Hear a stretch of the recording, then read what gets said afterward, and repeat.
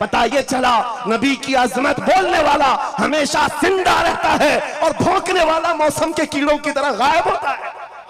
اس سے پہلے سورہ کہف کی مختلف آیات کا خلاصہ پیش کیا گیا، خاص طور سے حضرت ذوالقرنین رضی اللہ تعالی عنہ کا تذکرہ رہا، اور ان کے تذکرے میں بات بیان کی گئی کہ اللہ تعالیٰ نے ان کو بادشاہت عطا فرمائی۔ حضرت علی نے فرمایا حضرت ذوالقرنین نہ نبی ہیں نہ فرشتے ہیں بلکہ اللہ کے ولی ہیں۔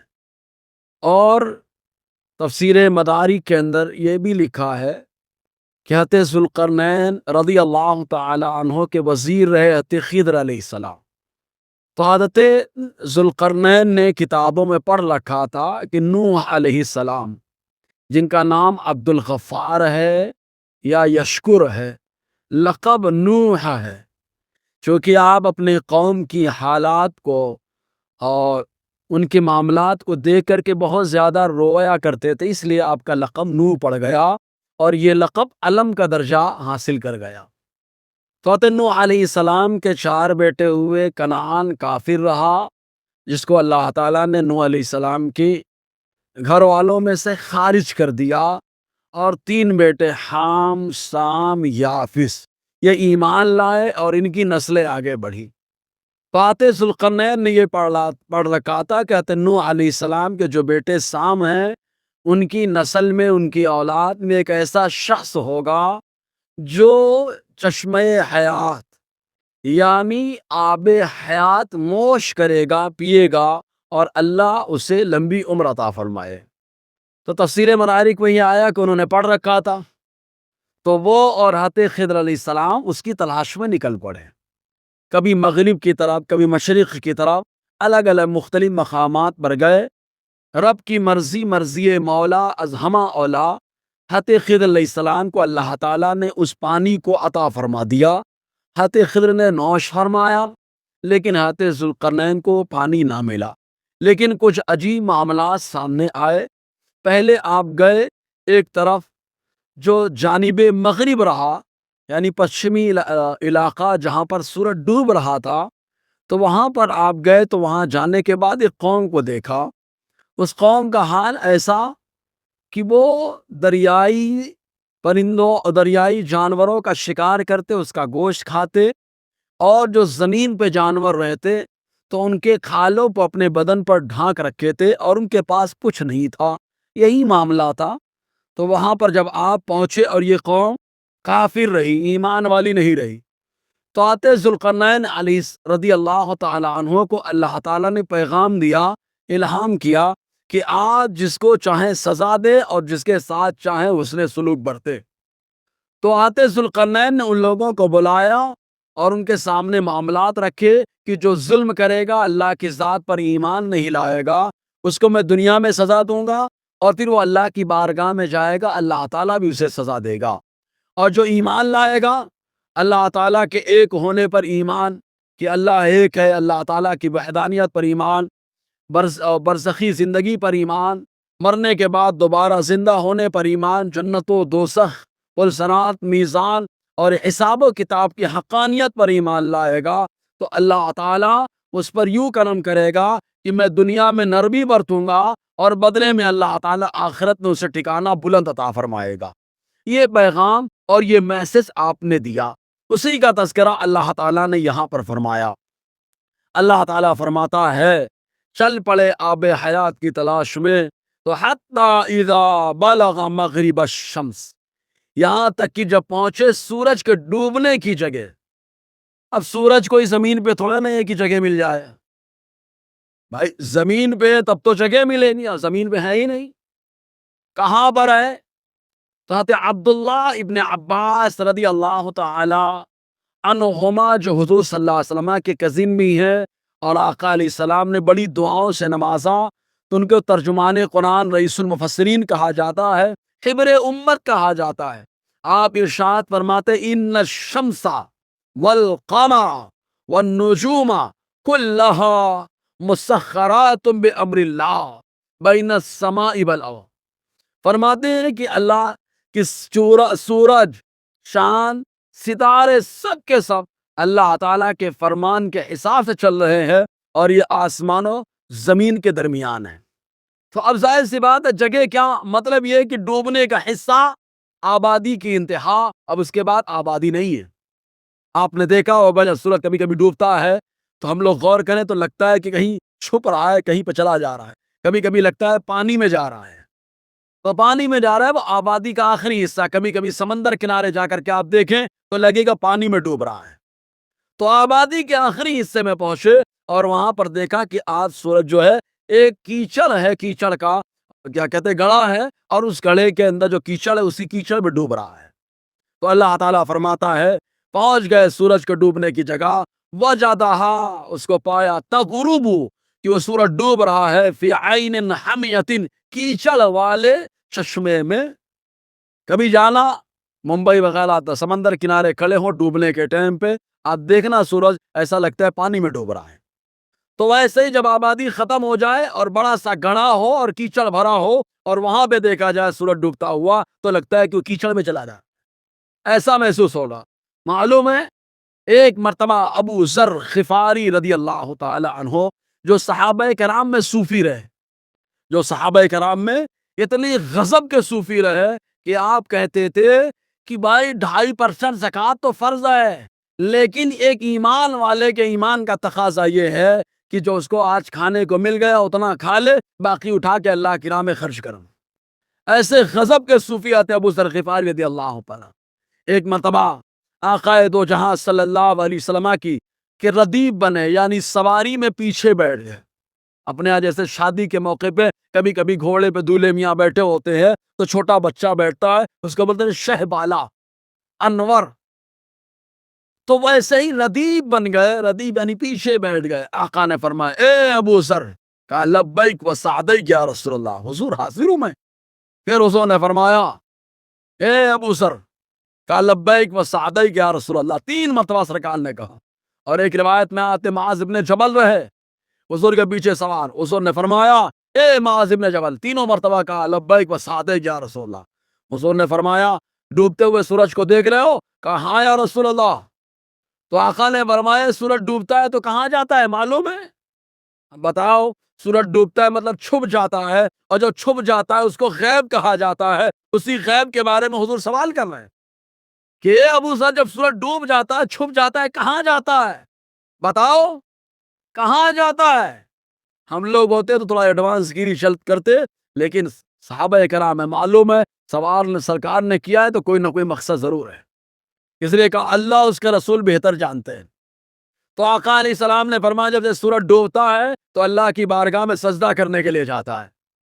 مطلب جو آدمی دنیا سمجھے کہ وہ ڈوب رہا ہے اور وہ اللہ کی بارگاہ میں سجدہ کر رہا ہو، اب دیکھو سورج ڈوبا، دوسرے دن آتا ہے تو نئی طاقت، نئی انرجی، نئے زور اور نئے شعاع اور نئی کرنوں کے ساتھ آتا ہے.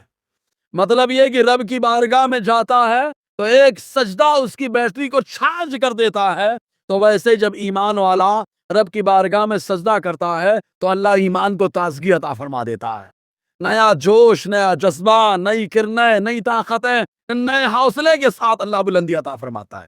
اسی لیے آقا دو جہاں صلی اللہ علیہ وسلم کا طریقہ کار رہا کہ جب بھی کوئی بڑا معاملہ درپیش ہوتا حضور 2 رکعت نماز پڑھتے تھے. کیوں؟ اس لیے کہ معاملہ درپیش ہے تو اب حوصلے نڈھال ہونے کا وقت ہے، حوصلے پست ہونے کا وقت ہے. اور جب بھی حوصلے پست ہونے لگے، طاقت ختم محسوس ہو، تب ایسی صورت میں رب کی بارگاہ میں سجدہ کرو، اللہ نئی طاقت، نئی ارجا عطا فرمائے گا. اس لیے حضور صلی اللہ علیہ وسلم 2 رکعت نماز ادا فرماتے. تو اللہ تعالیٰ فرماتا ہے دیکھا سورج ڈوب رہا ہے کیچڑ والے چشمے میں، اور وہیں پر کیا ہے بواجد عندہا قوما، وہیں پر کچھ لوگوں کو پایا، بڑے انوکھے لوگ، بدن پہ کوئی کپڑا نہیں، کھال ڈھکے ہوئے، سمندری جانوروں کا شکار کر کر کے کھا رہے ہیں. ارے ہم لوگوں کے اوپر اللہ تعالیٰ کا بڑا احسان ہے یار، بڑا احسان ہے. ورنہ شروع میں انسان کو بڑی تکلیف ہوتی تھی، کپڑا پہننے کو نصیب نہیں ہے، کیا کھایا جائے، جاؤ پہلے شکار کرو اس کے بعد لاؤ تب کھانا کھایا جائے گا، اور شکار نہیں ہو پایا تب بھوکے رہیے. لیکن اللہ تعالیٰ بڑا کریم، اتنا کریم، آج کے دور میں انسان ذرا سی محنت کرتا ہے، اللہ ڈھیروں نعمتیں عطا فرما دیتا ہے، ڈھیروں نعمتیں عطا فرما دیتا ہے۔ ایک سے کپڑے پہن رہا ہے، ایک سے غذائیں کھا رہا ہے، اور کھانا کوئی بری بات نہیں ہے نا بھائی۔ ہمارے یہاں کھانے کو لوگ بڑا مایوس سمجھتے ہیں۔ 4 آدمی میں بیٹھے تو بولے تھوڑا سا کھاؤ تقویٰ ہے، اور اکیلے میں بیٹھو تو دبا کے کھاؤ یہ فتویٰ ہے۔ اب اللہ تعالیٰ قرآن میں کیا کہتا ہے سنیں۔ اللہ تعالیٰ قرآن میں فرماتا ہے کلو واشربوا من رزق اللہ ولا تعصوا فی الارض مفسدین۔ اللہ تعالیٰ فرماتا ہے کھاؤ پیو اللہ کے دیے ہوئے سے، یعنی اللہ تعالیٰ نے ایسا نہیں کہ کہا خالی عبادت کرو، کھانا کھانا بھی عبادت ہے۔ کیوں؟ کیونکہ اللہ کے فرمان پہ عمل کرنا یہ عبادت ہے، تو رب نے حکم دیا کھاؤ، تو جب اللہ کے حکم پر عمل کرنے کے لیے بندہ کھاتا ہے تو اللہ تعالیٰ اس میں بھی عبادت کا ثواب عطا فرما دیتا ہے، پیتا ہے تو اللہ اس میں بھی ثواب عطا فرما دیتا ہے۔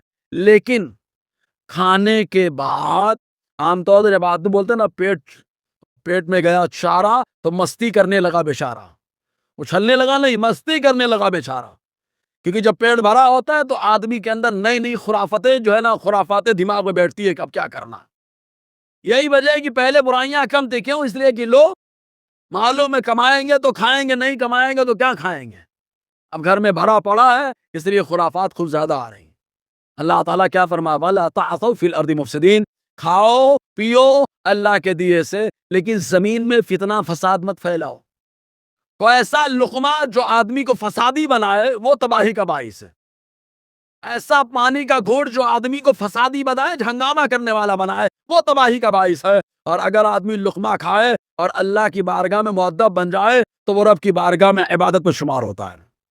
تو کھانا کھانا، ابھی ہاں ایک بات اور ہے کہ بزرگان دین تھوڑا کھانا کیوں کھاتے تھے، شاید اس سے پہلے میں نے سمجھایا تھا اس پر۔ اس کی وجہ یہ ہے حدیث پاک، حدیث میں آیا کہ حضور صلی اللہ علیہ وسلم نے فرمایا جو بھی درخت کاٹا جاتا ہے تو اس لیے کہ وہ اللہ کا ذکر کرنا کم کر دیتا ہے، جو پرندہ شکار کیا جاتا ہے تو وہ اس وجہ سے کہ اس نے اللہ کی پاکی کو کم کر دیا، مطلب درخت غافل ہوا ذکر خدا سے، تسبیح خدا سے، تو کاٹا گیا۔ پرندہ غافل ہوا تو شکار کیا گیا، اور غافل غذا کھانے سے آدمی غافل بنتا ہے۔ اس لیے بزرگان دین تھوڑا کھاتے، کیوں؟ کیونکہ جب زیادہ کھائیں گے تو غفلت زیادہ آئے گی، اس لیے بزرگان دین غافل شے کو کم تناول کرتے رہے۔ اسی لیے شریعت نے کہا کہ اتنی مقدار کھانا کھانا فرض ہے کہ جتنی مقدار میں آدمی کھا کر عبادت سکون سے کر سکے، اور کھانا کھانا کبھی کبھی مکروہ ہے، کبھی حرام بھی ہو جاتا ہے، حلال غذا ہے پھر بھی۔ اب آپ کہیں گے یہ صورت کیا ہے؟ آدمی کو اگر خالی گمان ہو کہ اب میں کھاؤں گا تو بیمار پڑ جاؤں گا، کھانا نقصان کرے گا، خالی گمان ہے تو اب کھانا کھانا مکروہ ہے۔ آدمی کو یقین ہو جائے کہ میں کھانا کھاؤں گا بیمار پڑ جاؤں گا تو اب کھانا کھانا یہ حرام ہے۔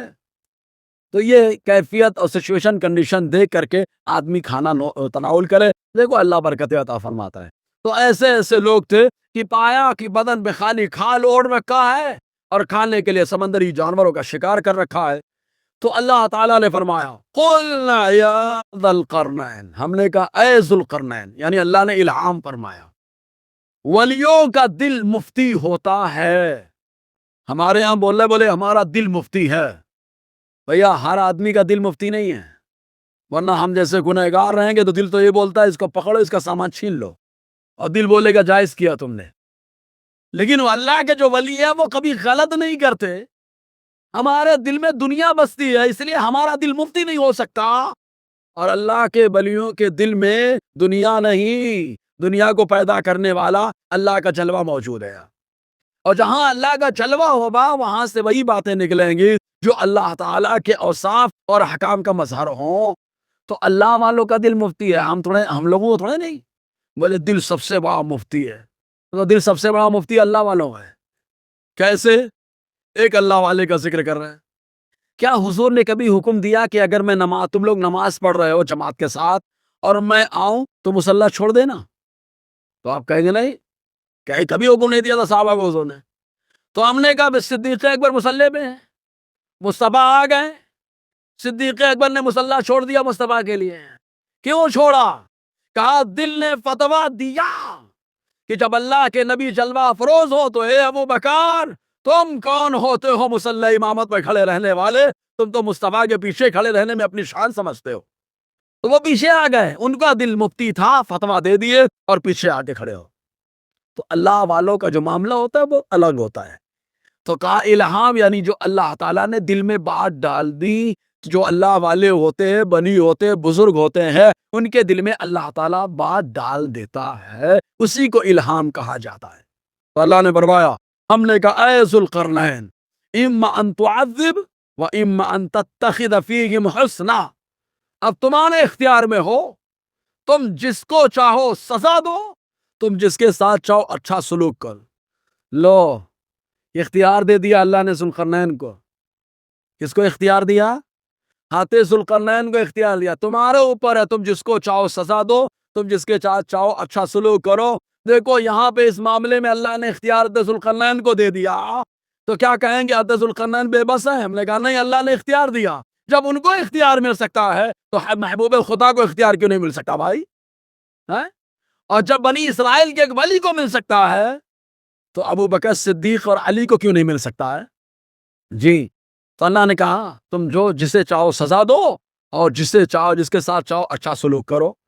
تو حضرت ذوالقرنین نے کیا کہا معلوم؟ لوگوں کو بلایا، جمع کیا اور کیا کہا؟ اما من ظلم، جس نے ظلم کیا۔ دیکھو ظلم کا لفظ آیا ہے، ظلم یہاں کفر کے معنی میں استعمال ہے یا مطلقاً؟ در حقیقت ظلم کا معنی ہوتا ہے وضع الشیء فی غیر محلہ، چیز کو اس کی جگہ سے ہٹا کے دوسری جگہ رکھ دینا، یہ ظلم ہے۔ جیسے ٹوپی ہمارے سر پہ ہے اور اس کی جگہ سر پہ ہی ہے، کوئی اگر ٹوپی کو اٹھا کر کے پاؤں میں رکھ دے تو ٹوپی کے ساتھ کیا ہے؟ ظلم ہے۔ کھانا دسترخوان پہ رکھا ہوا ہے تو اس کی جگہ یہ ہے کہ ہاتھ دھو کر کے نوالا منہ میں رکھے، کوئی اگر اس پہ پاؤں رکھ دے تو یہ کیا ہے؟ کھانے پر ظلم ہے۔ تو ایسے ہی اب بندہ جب آ گیا تو ایمان لانا چاہیے، اللہ کی عبادت کرنی چاہیے، لیکن عبادت کو اللہ کے لیے نہ کرتے ہوئے پتھر کے سامنے رکھ دیا تو عبادت کے ساتھ ظلم ہے۔ اللہ کی فرما برداری نہ کرتے ہوئے کسی لکڑے کی فرما برداری کر لیا، یہ عبادت اور فرما برداری کے ساتھ ظلم ہے۔ تو اسی لیے کفر کو ظلم کہا جاتا ہے، کیونکہ کفر میں بھی بے محل کام ہوتا ہے، عبادت اللہ کے ساتھ ہونی تھی، یہ کہیں اور رکھ دیا ہے۔ تو آپ نے فرمایا جس نے ظلم کیا یعنی کفر کر دیا، فسوف نعذبہ، تو ہم اس کو سزا دیں گے، ثم یرد الی ربہ ویعذبہ عذابا نکرا، پھر وہ رب کی بارگاہ میں پیش کیا جائے گا تو اللہ تعالیٰ اسے دردناک عذاب دے گا۔ اچھا، ایک ہوتا ہے دردناک عذاب اور ایک ہوتا ہے درد دیا ہوا عذاب۔ دردناک عذاب یعنی جو عذاب درد دے، تو درد دینے والا عذاب تو خالی درد دے گا، لیکن اگر عذاب کو درد دیا گیا ہو تو کہتے ہیں نا دوسرے کا غصہ آدمی دوسرے پہ اتارتا ہے، تو پہلے ہی سے اس کو درد دیا گیا کہ آگ ایسی تھی، پھر اللہ نے بجھائی ایسی کر دی، پھر اللہ نے بجھا کے ایسی کر دی، پھر اللہ نے ایسے کر دیا، ایسا کر دیا، اب اس کے ساتھ درد کا معاملہ ہوا، اب ایک دم جھلسی ہوئی بیٹھی ہے، آؤ تو صحیح۔ تو عذاب نکرا اس کو کہا جاتا جو بہت ہی خطرناک ہو، مطلب ایک دم خود وہ تکلیف میں ہے، جو کوئی جائے تو سارا غصہ اس پر نکالنا۔ تو آتے ذوالقرنین نے کہا میں تو سزا دوں گا ہی، اور ساتھ میں جب جائے گا وہ بندہ تو اللہ تعالیٰ خطرناک اس کو عذاب دے گا، سزائیں دے گا۔ لیکن اللہ تعالیٰ کی عادت جاریہ ہے، جب بھی عذاب کا تذکرہ فرماتا ہے تو فوراً ایمان والوں کو ایمان لانے کے بدلے میں خوشخبری بھی عطا فرماتا ہے، یہ اللہ تعالیٰ کی عادت جاریہ ہے۔ تو رب فرماتا ہے اما من آمن، رب نے کہا، ذوالقرنین نے کہا جو ایمان لائے، وہ عامل الصالح، اور نیک کام کرے، فلہ جزاء الحسنی، تو اس کے لیے اچھا بدلہ ہے۔ سبحان اللہ۔ اب یہاں پر ایک چیز اور بتائی گئی، یا اچھا عمل، ایمان لایا اور اچھا کام کیا، اسی لیے ہمارے یہاں بنیاد پہلے ایمان ہے، عمل بعد میں، پہلے فاؤنڈیشن بعد میں عمارت۔ تو اسلام کا فاؤنڈیشن ایمان ہے کہ بندہ جب ایمان لایا تو عمارت خود بخود کھڑی ہونی شروع ہو جائے گی، اور عمارت کو ہی عمل کہا جاتا ہے۔ اچھا کتنا عمل کیا یہ نہیں بتایا، زیادہ کیا، تھوڑا کیا، اتنا کیا، اتنا کیا، عمل کتنا بتایا گیا؟ بس عمل کیا اچھا، کیوں؟ اس لیے کہ ہر آدمی کے اندر جتنی طاقت ہے اس کی طاقت کے حساب سے نیک عمل کرنا فرض ہے. اسی لیے شریعت میں بہادر وہ نہیں ہے جو طاقت میں زیادہ ہو. بہادر وہ نہیں ہے جو طاقت میں زیادہ ہو. بہادر وہ ہے جو نیک عمل زیادہ کرتا. کیونکہ جتنی طاقت ہے اتنی طاقت کے حساب سے نیک عمل کرنا ضروری ہے. تو جس آدمی کے اندر عمل زیادہ ہوگا مطلب یہ کہ اللہ نے اس کے اندر طاقت اچھی رکھ دی ہے. جی وَسَنَقُولُ لَهُ مِنْ أَمْرِنَا يُسْرًا، اور ہم اس سے کہیں گے ہمارے معاملے سے آسانی ہے. یعنی ذوالقرنین آسانی دے دیں گے اور اللہ تعالیٰ اسے بہترین بدلہ عطا فرمائے گا. اب یہ ہوا کیا؟ کہاں گئے تھے؟ مغرب کی طرف. تو یہ معاملہ درپیش ہوا. اب انشاءاللہ مشرق